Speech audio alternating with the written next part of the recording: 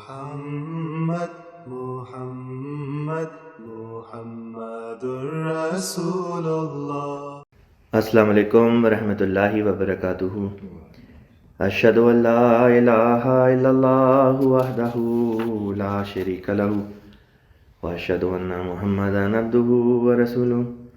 اما بعد فاعوذ باللہ من الشیطان الرجیم، بسم اللہ الرحمن الرحیم۔ قل ان صلاتی ونسکی ومحیای ومماتی للہ رب العالمین۔ سورہ الانعام آیت نمبر 162۔ تو کہہ دے کہ میری عبادت اور میری قربانیاں اور میرا جینا اور میرا مرنا اللہ ہی کے لیے ہے جو تمام جہانوں کا رب ہے۔ فرضیت نماز کے روز اول سے لے کر تا دم آخر آپ صلی اللہ علیہ وسلم نے اقیم الصلاۃ لدلوک الشمس الی غسق اللیل وقرآن الفجر میں 5 وقت نمازوں کی ادائیگی کے حکم کی تعمیل کا حق ایسا ادا کر کے دکھایا کہ خود خدا نے گواہی دی کہ آپ صلی اللہ علیہ وسلم کی نمازیں، عبادتیں اور مرنا اور جینا محض اللہ کی خاطر ہو چکا ہے جو تمام جہانوں کا رب ہے۔ اللہم صلی علی محمد وعلی آل محمد کما صلیت علی ابراہیم وعلی آل ابراہیم انک حمید مجید۔ اللہم بارک علی محمد وعلی آل محمد کما بارکت علی ابراہیم وعلی آل ابراہیم انک حمید مجید۔ رسول اللہ صلی اللہ علیہ وسلم پر آغاز رسالت میں ابھی حضرت خدیجہ رضی اللہ تعالیٰ عنہ اور حضرت علی رضی اللہ تعالیٰ عنہ ہی ایمان لائے تھے کہ آپ نے ان کے ساتھ نماز با جماعت کی ادائیگی کا سلسلہ شروع فرما دیا۔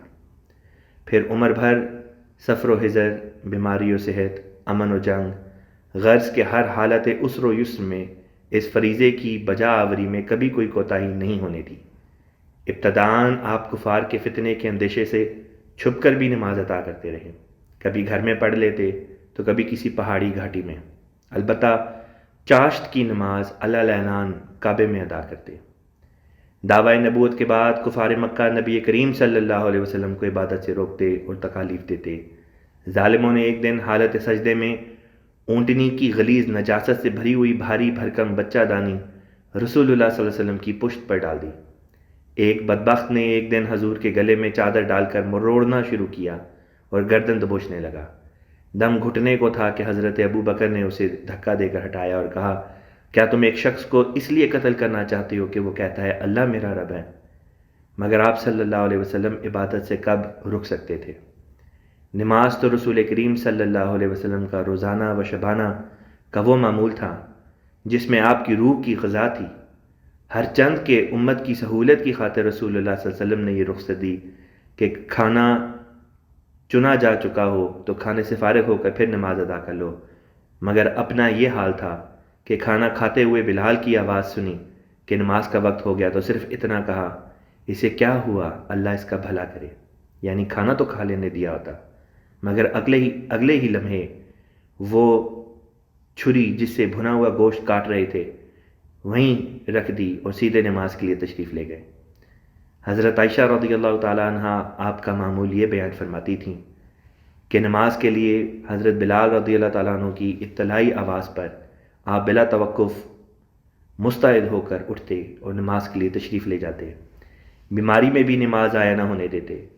ایک دفعہ گھوڑے سے گر جانے کے باعث جسم کا دایاں پہلو شدید زخمی ہو گیا۔ کھڑے ہو کر نماز ادا نہ فرما سکتے تھے، بیٹھ کر نماز پڑھائی، مگر باجماع نماز میں ناغہ پسند نہ فرمایا۔ ایک سفر میں رات کے آخری حصے میں پڑاؤ کرتے ہوئے حضرت بلال کی ڈیوٹی فجر کی نماز میں جگانے پر لگائی گئی، مگر ان پر نیند غالب آ گئی۔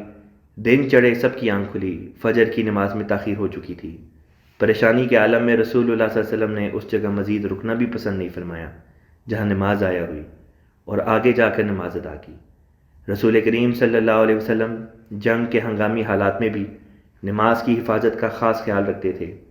غزوہ بدر سے پہلے اپنی جھوپڑی میں نماز کی حالت میں گریہ وزاری کر رہے تھے اور 313 عبادت گزاروں کا واسطہ دے کر دراصل آپ نے دعاؤں کے ذریعے اس کوٹھری میں ہی یہ جنگ جیت لی تھی۔ غزوہ احد کی شام جب لوہے کے خود کی کڑیاں دائیں رخسار میں ٹوٹ جانے سے بہت سا خون بہہ چکا تھا، آپ زخموں سے نڈھال تھے اور 70 صحابہ کی شہادت کا زخم اس سے کہیں بڑھ کر اعصاب شکن تھا۔ اس روز بھی آپ حضرت بلال کی ندا پر نماز کے لیے اسی طرح تشریف لائے جس طرح عام دنوں میں تشریف لاتے تھے، اور چشم فلک نے قیام عبادت کا ایسا حیرت انگیز نظارہ دیکھا جو اس سے پہلے کبھی نہ دیکھا ہوگا۔ آخری بیماری میں رسول کریم صلی اللہ علیہ وسلم تپ محرکہ کے باعث شدید بخار میں مبتلا تھے، مگر فکر تھی تو نماز کی۔ گھبراہٹ کے عالم میں بار بار پوچھتے کیا نماز کا وقت ہو گیا؟ بتایا گیا کہ لوگ آپ کے منتظر ہیں۔ بخار ہلکا کرنے کی خاطر فرمایا کہ میرے اوپر پانی کے مشکیزیں ڈالو۔ تعمیل ارشاد ہوئی مگر پھر غشی طاری ہو گئی۔ ہوش آیا تو پھر پوچھا کہ کیا نماز ہو گئی؟ جب پتہ چلا کہ صحابہ انتظار میں ہیں تو فرمایا مجھ پر پانی ڈالو، جس کی تعمیل کی گئی۔ غسل سے بخار کچھ کم ہوا تو تیسری مرتبہ نماز پر جانے لگے، مگر نکاہت کے باعث نیم غشی کی کیفیت طاری ہو گئی اور آپ مسجد تشریف نہ لے جا سکے۔ بخار میں پھر جب ذرا افاقہ ہوتا تو اسی بیماری اور نکاہت کے عالم میں 2 صحابہ کے کندھوں پر ہاتھ رکھ کر ان کا سہارا لے کر رسول اللہ صلی اللہ علیہ وسلم نماز پڑھنے مسجد گئے۔ یہ حالت تھی کہ کمزوری سے پاؤں زمین پر گھسٹتے جا رہے تھے۔ حضرت ابو بکر نماز پڑھا رہے تھے، آپ نے ان کے بائیں پہلو میں امام کی جگہ بیٹھ کر نماز پڑھائی اور یوں آخر دم تک خدا کی عبادت کا حق ادا کر کے دکھا دیا۔ دنیا میں رسول اللہ صلی اللہ علیہ وسلم کی آخری خوشی بھی نماز کی ہی خوشی تھی، جب آپ نے سوموار کے دن جس روز دنیا سے کوچ فرمایا، فجر کی نماز کے وقت اپنے حجرے کا پردہ اٹھا کر دیکھا تو صحابہ محو عبادت تھے۔ اپنے غلاموں کو نماز میں دیکھ کر آپ کا دل سرور سے بھر گیا، خوشی سے چہرے پر تبسم کھلنے لگا۔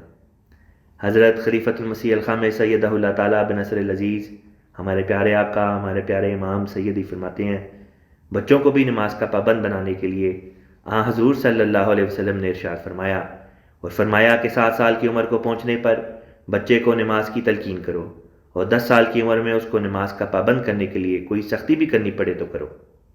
اگر ماں باپ ہی نمازوں کے پابند نہ ہوں گے تو بچوں کو کس طرح کہہ سکتے ہیں؟ یا اگر بچے اپنے اجلاسوں یا مختلف ذریعوں سے یہ حدیث سن لیں کہ حضور صلی اللہ علیہ وسلم کا ارشاد سن لیں، لیکن گھر میں وہ اپنے باپوں کو نمازوں کا پابند نہ دیکھیں تو ان پر کیا اثر ہوگا؟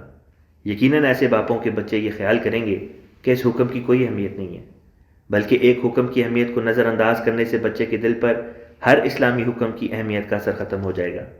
ایسے لوگ نہ صرف پھر حضور صلی اللہ علیہ وسلم کے ارشاد کے مطابق خود گھاٹا پانے والوں میں شامل ہو رہے ہوتے ہیں، بلکہ اپنی اولاد کو بھی گھاٹا پانے والوں میں شامل کروا رہے ہوتے ہیں۔